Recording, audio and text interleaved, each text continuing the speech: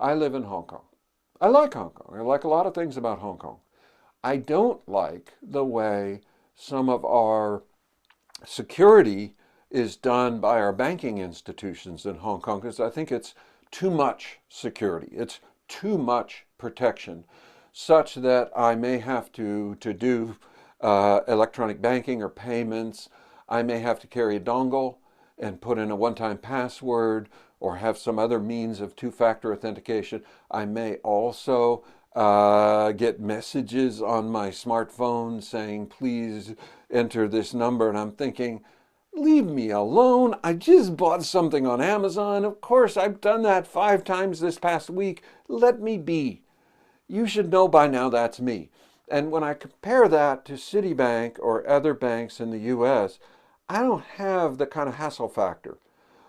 Because one of the things they do is they do have pretty good security, but they use data mining and they use business intelligence to be able to say, is this out of norm for this customer?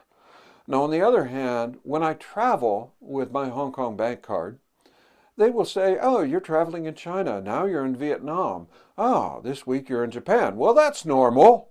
People travel. With my U.S. bank, when I go from Florida to Arizona, oh my goodness, you changed states. This must be fraud. And I'm thinking, just leave me alone. I'm not always in the same state. So I've learned with the U.S. banks, I have to call them up and say, I'm going to be in this state for these days and this state for these days. I don't like that. And I just said, could you just put on my account, I travel a lot. Leave me alone. They said, no, you can't do that. You have to call up every time and tell us because our fraud alert, blah, blah, blah. Well, I don't like that. It might be secure, but it's not friendly.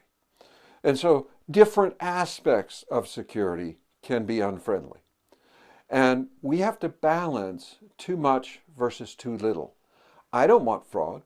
And fraud happens a lot worldwide. And so we have to worry about credit card fraud. It's a big deal. There's a lot of issues. And when fraud happens, as a consumer, you're likely to say, hey, that's not my problem. You guys were the ones that were hacked, or you guys were the ones that lost my money. I want my money back. And the bank may say, you know what? If you hadn't used your daughter's name as your password on your banking account, you might not have been hacked into, or something like that. So don't be stupid. And so a lot of times people do get defrauded or get robbed online because of kind of naive mistakes, just too little security. I'll give you an example of too little security. I teach MBAs. They're pretty smart guys. And about 10 years ago, I was teaching a class of MBAs and I was using a business simulation software to teach running a virtual business. And my son, who is a computer science major and loves security, was working with me as a TA at the time. He was a master's degree student and he was not getting paid because I can't pay him as a TA, but I can still get him to work even if I don't pay him because he kind of likes me and respects me. So sometimes he will do things just because I ask him to. I'm his dad. And so I was asking him to help me out with his course and do some back-end support. And I also thought it's a good opportunity to teach him a few things and he could learn a few things about business. And so it was good. However, he came to me and said, Dad, these are future business leaders you're teaching, right? I said, yes, they're MBAs, Master of Business. He said, well, they're Masters of Incompetence. I said, really? What's the problem? He said, do you realize that more than half of the students in your class in this application, online application, which represents half of their grade in this course, the password that they have used, and we had the password file in case they forgot it, is the word password, which is one of the most common passwords in the world, is people use the word password. And he said some of them get tricky. They put a 0 instead of an O for the word. But it's still password. And this is like hacking 101. This is like a 12-year-old kid knows, try password, see if that works. Or try something else, really obvious. Okay, don't do that. And so companies need to not only protect themselves, but protect their consumers and say, no, that's not a secure password. That's not enough. Too much security is bad. too little security is bad. We need to find a balance. We need to find ways to use technology, to use tools, to use facial recognition, to use voice recognition, to use fingerprints, to use other authentication means to make it easy to be able to authenticate who a user is, who a person is. Okay, final area of security, back-end security.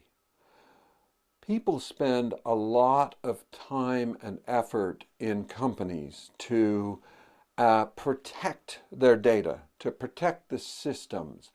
And sometimes this security of your backend, your security of your applications, the security of your data is used to justify why we can't be innovative. And so we say we can't do things with new tech because it would make our banking systems too insecure.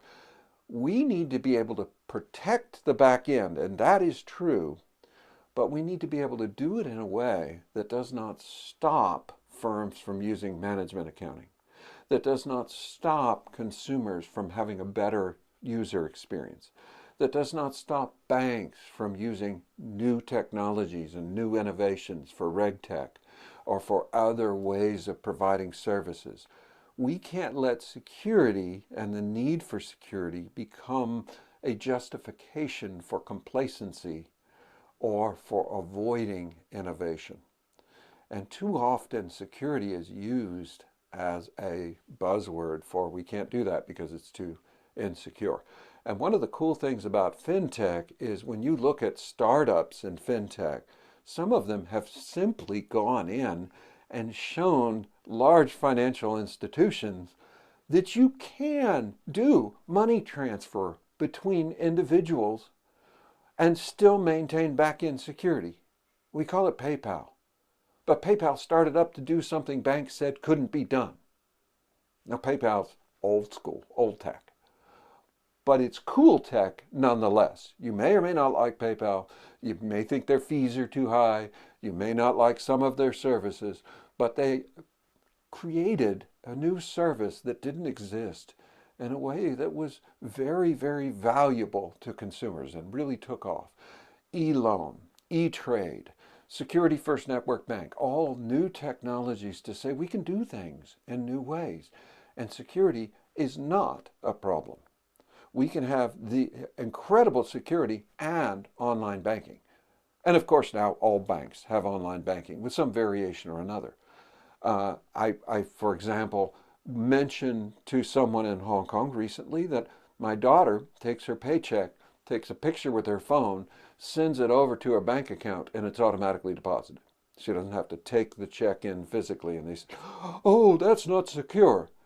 I said, of course it's secure. Well, what if somebody took another picture of that and put it in another bank account?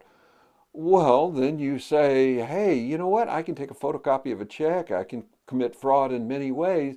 And I'm going to be able to reverse that and say, no, sorry, that transaction was not real. We can manage that. We can manage the risk. But let's not make it so secure that we can't provide a service. The service is valuable.